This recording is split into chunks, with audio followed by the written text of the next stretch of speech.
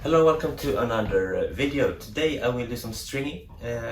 I won't do a full tutorial of how to string. I will just go through when I string and show you a bit of tips to make it more consistent and a little bit faster when you string. And to make sure you won't damage the frame as well.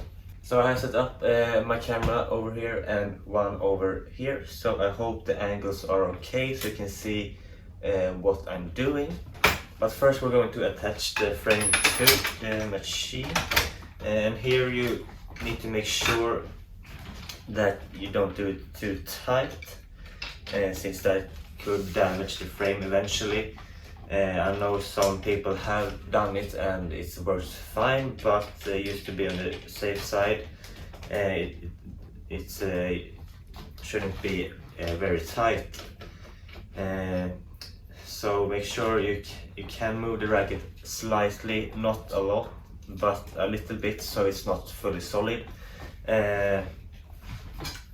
Probably like this is fine. And then we're going to measure some strings. And you can measure like this, but I usually go about 6 meters from this. Usually it ends up pretty well, but sometimes it gets too much or too little, so this is a more risky way to do it, but I think it's a bit faster. Today I will be using a synthetic cat with some sensation. Yeah, so let's get into it. So the first two mains, I just take these two strings, put them together and just pull them through like this, very simple. And then some people, see if you can see this camera, like to pull this hard, then attach the clamp here, and then go with the starting clamp and place it behind. But I learned that you can grab your both strings and tension it, and then you attach the clamp like this, and then you take your clamp and you release. Since you don't want to pull both these strings and then continue, you want to use the starting clamp, and this is a bit easier way to do it. It doesn't make any difference later when stringing. I just think it's easier than having to pull this really hard and trying to fix the clamp when my clamps aren't that good. So I tension it and then I set my clamps. So then I go one at a time. I have 24 kilos left right now. And you're supposed to go 2 mains at each side and then change. But here in the beginning I go 3 times, then I change. Things a bit faster, at least for me. Hope you can hear what I'm saying. So I done 2, now I do the 3rd. Oops. And down. And now I can switch sides. So now I'm here at the bottom, I can just continue with the next one on the other side. And then I can also remove my starting clamp and I'm good to go with the rest.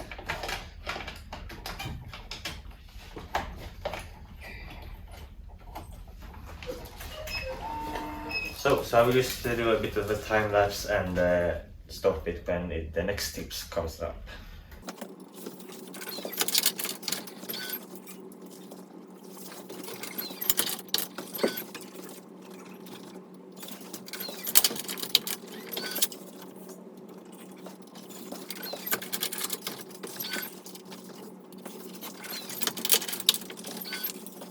Okay, so I'm down to my last mains on both sides, and this is not like a huge tip, but don't forget to do this. So when I go with my last main, I add some knot tension, so it adds about 2.5 kilos, on what I set. So now I use 24 kilos, so it will string this last main at 26.5 kilo, or about 10% above what you choose. So don't forget to use that button if you have, or just add a bit of tension when you do the last, since when you go and make the knot afterwards, it loses some tension. So in this way all the mains will have about the same tension. So we do this on both sides, of course.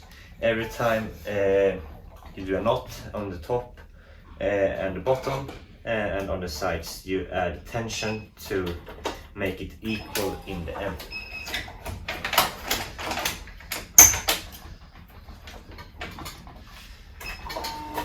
When it comes to the knots, I used to do a parallel knot.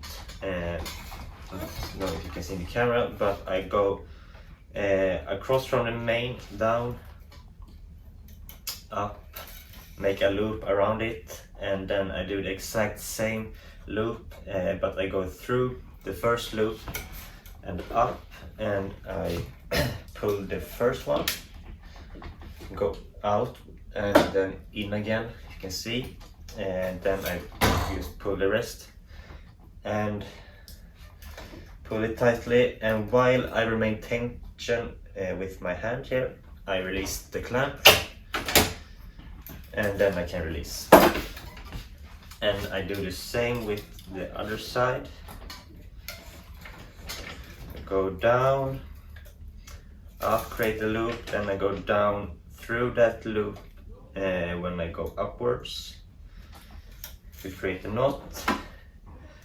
If you don't see exactly, you can use the search parallel knot if you want to learn it. So I pull here, and the next one, oops, and then I remain tension and release, like that.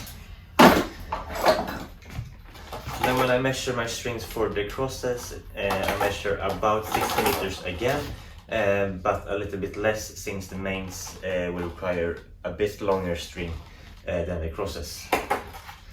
So I do about 5.5 meters when it's a 16 by 19 pattern. When it's 18 by 20, I do about 6 meters, just to be safe. When I have a set of strings, I usually measure so I get where the half is, and then I take a little bit more on the mains and a little less on the crosses. So when we start our crosses, I always start 3 grommets down and begin. So make sure you go the right way, since I know some people, especially me, I like to begin my crosses going under the first main and then up, so I finish with the string above. So when I do this way and start at the third grommet, I need to do the opposite, since I'm going backwards essentially. So I'm starting above and going across like this. So then come through, and then this racket only skips 1 grommet, so I'm going above again, don't need to change, and up here like that. And then when I skip 1 main here, 1 grommet hole, I need to change, and I need to go under first instead of over, so the pattern remains the same.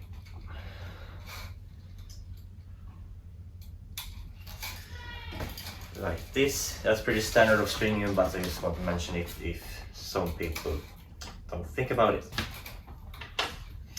And then I measure so I have enough string so it can reach the turning wheel here. Then I don't have a fancy parallel pad, but I have a bit of cardboard just so it doesn't scratch the frame here. And I take my starting clamp and attach it on the outside. Make sure it reaches again, just to be sure it does, and then I can tension the other side here. I don't need to add knot tension on this one right now, since I will be pulling tension on the outside here, so I will add knot tension when I do that later in the end. And then I just pull the string through, start tensioning it, and I always make sure that I'm stringing one ahead, which means that I will not tension this cross right now. I will go one more, since it makes it a lot easier to string, and when it gets easier it gets faster. I string one ahead, and I tension this main here. It will push the strings in the wrong direction, so when I weave later I will need to go down and up over, instead of just going pretty much straight through, which makes it much harder to string. So by doing this it gets easier and faster, and everyone's happy. So that's the main thing when starting your process, and to think about when you're doing your process. I will get to a bit more tips later, but now I will just continue with the process and come back soon.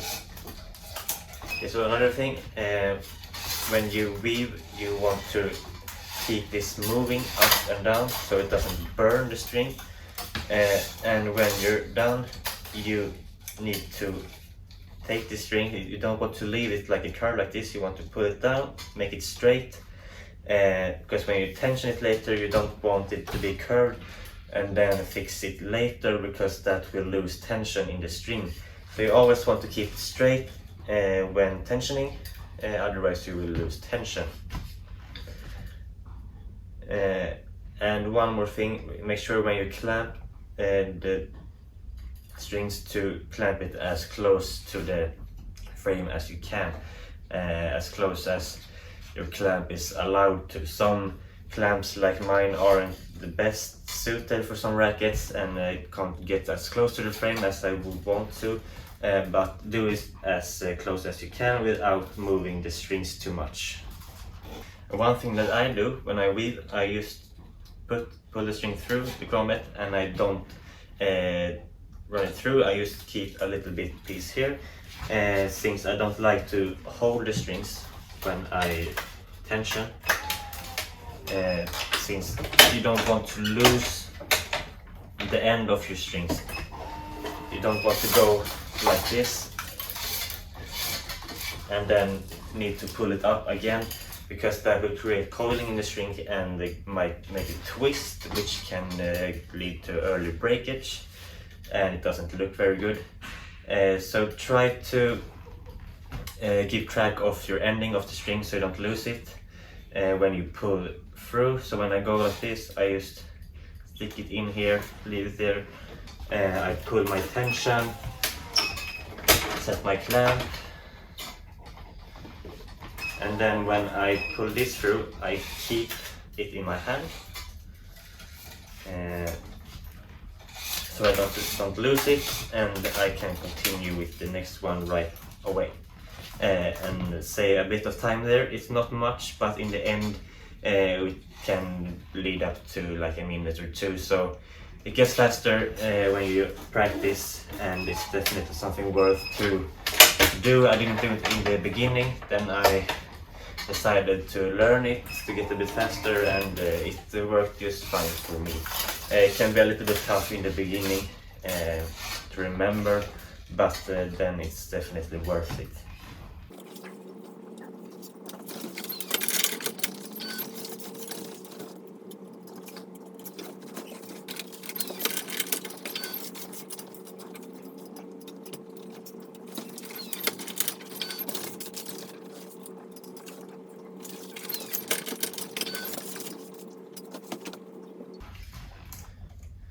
Okay, so when you string here and come down to the last crosses, it can get a bit tight and hard to weave the strings.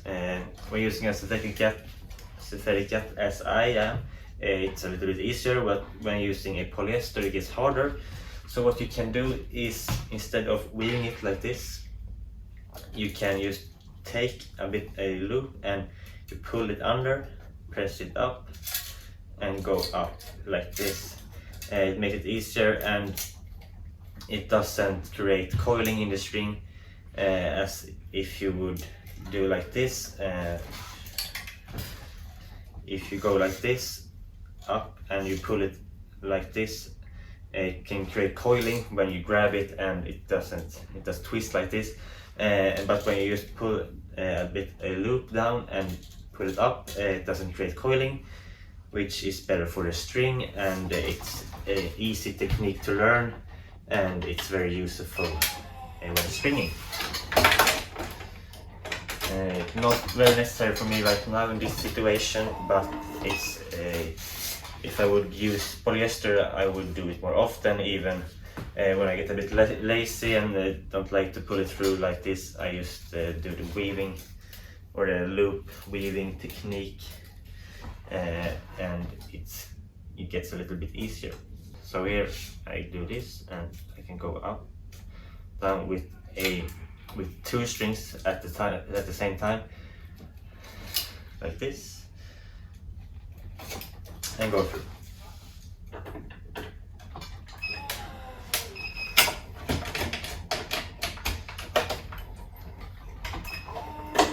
Okay, so again I'm on the last cross here. I add my knot tension and I pull.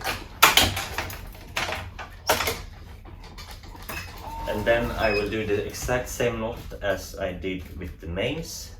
If it's a bit tight here, you can do another knot, which is called a pro knot. So you can save some room. It does work just as fine, but foreign knot is the most used, and I think it's very easy and always works if it's not very tight. So now I don't have another starting clamp, so I just take my pliers and I try to like loop it around so I get a little bit better grip, and I pull it and I do the same here. Pull it, and while I remain tension I release both clamps. Then I can go to the beginning, add my knot tension and pull this as well. Remove my clamp, take this clamp and attach it here, and do the same knot again. And then it doesn't matter a huge amount which of this you release, but I just go like at the top, bottom, and then in the middle, and so on until I can pull it out like this. And you have your finished racket, and you can just adjust the strings a bit, which have moved from when you clamp the strings. Otherwise the crosses should be pretty straight, since I have kept them straight when tensioning. It should be pretty straight. Some rackets doesn't allow it, and some strings it's a bit difficult to get them straight, but then just take the racket and push the strings up like this with your thumbs or other fingers, and that's it. I hope you enjoyed this video. If you want me to do a full stringing tutorial, I will if you want me to, but there are a lot on YouTube, so I thought this would be more interesting to watch some tips instead of a full how to string video. But that's all. Thanks for watching. Don't forget to subscribe to the channel, and I hope you have a great time.